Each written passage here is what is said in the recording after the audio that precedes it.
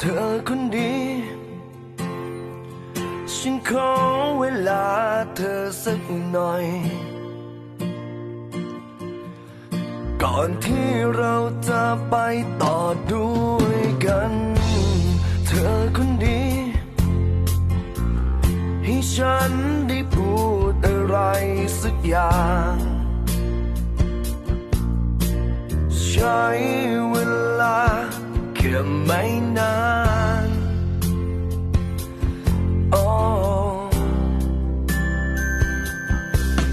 ถ้าถามว่าฉันรักเธอไหม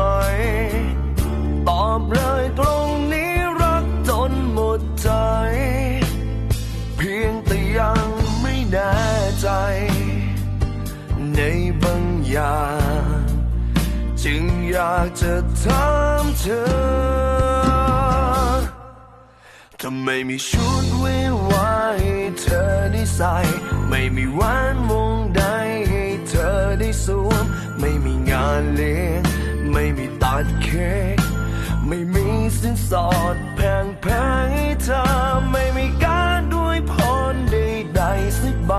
ไม่มีเลิกยามดีให้เธอได้รู้กำหนด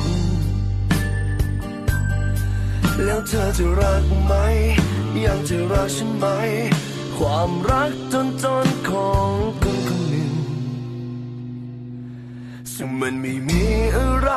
จริงๆนอกจากเธอ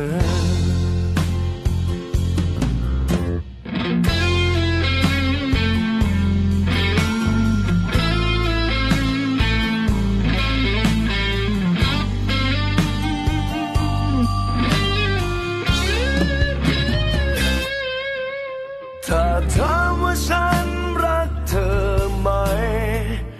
ตอบเลยตรงนี้รักจนหมดใจเพียงแต่ยังไม่แน่ใจในบางอย่างจึงอยากจะถามเธอ